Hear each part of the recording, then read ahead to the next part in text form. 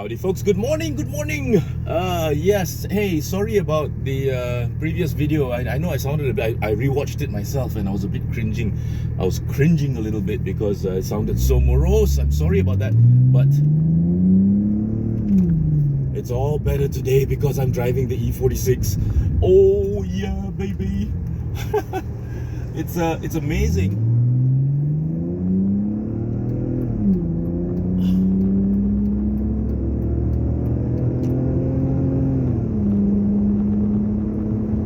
It's just so amazing the way this car goes and how it can actually make you feel better just by driving it. Yeah. Oh, but it's not all sunshine and roses. Oh, too much glare. There we go. That's better. How's it going? It's not all sunshine and roses. Yeah, I'm still a little bit congested and kind of stuffed up a little bit.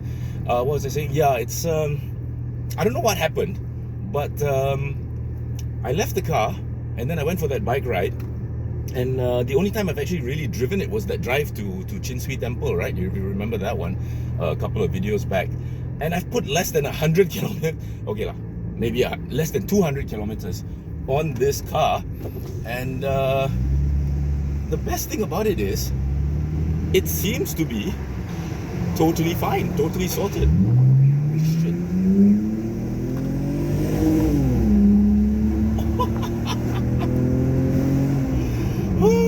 I keep reaching to this side for the power window controls because that's where it is on my E60, whereas on the E46 it's here in the middle on the center console next to the gear stick. Oh, folks, this car, it's just so nice.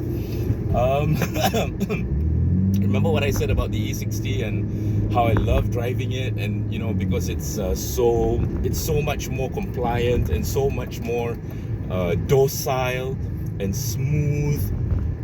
This thing is just an absolute opposite chalk and cheese beast. I know I use the term chalk and cheese quite a lot, sorry, but it really is. And despite having the same configuration of engine, 6-cylinder 2.5, oh, the tuning is just so different. Totally different beast.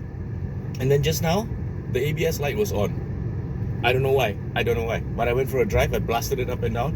I went to pick up the road tax for my Volvo, and also the Alfetta. Check this out.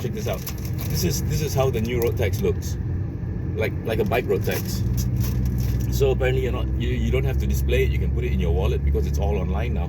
But what I do is I actually slot it into the sticker holder, the road tax sticker holder. I slot it inside, so at least it's being displayed.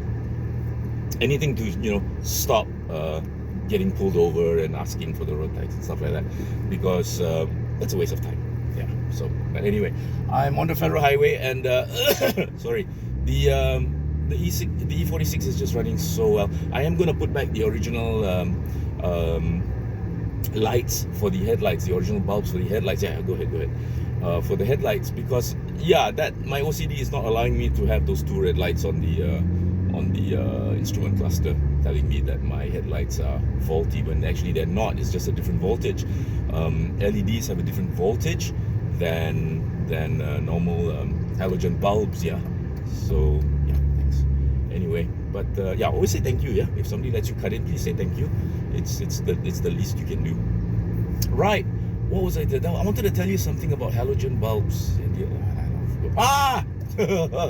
Yes, Mercedes-Benz has a very interesting function whereby if you select all the way to the left, you will see a P and a light. Some Mercedes-Benz cars still have this, or maybe they don't. Tell me if you have a brand new Mercedes-Benz. Please tell me if you have this or not. But older Mercedes-Benz, like my 126, my 124, and I think maybe even the 123, they had a function where if you turn the headlight switch all the way to the left and you see that little P with the light on it, that's a parking light. And what it does is that it illuminates the opposite side, if I'm not mistaken, the opposite side of the driver. So that means the passenger side. It illuminates very dimly, but bright enough to see at night. the front headlight, maybe just a running light or a small light, as some people like to call it, and also the rear tail light, but on a very much lower voltage, so it doesn't drain your battery. You can actually leave it overnight. If you've parked on a very dark road, you can actually leave it on overnight to show that the car is there, just in case people cannot see it. Now, I don't know whether it goes off automatically when it senses that the battery is getting too weak to start the car the next time you get in it, but it's a nice feature to have. However, back then when that was invented, they didn't have LED bulbs. So if your car has a function like that, I would suggest changing to LED bulbs, because the voltage is much lower, it drains the battery much less. And I'm very sure if Mercedes-Benz had access to LED lights or LED bulbs back then, they would have used them, because it uses much less power. It's just that they didn't have access to it, so they were still using halogen bulbs, the ones with the filament inside. And those, as you know, can drain a lot of power. Flashlights are all LEDs these days. Nobody uses halogen bulbs anymore, except for old school cars.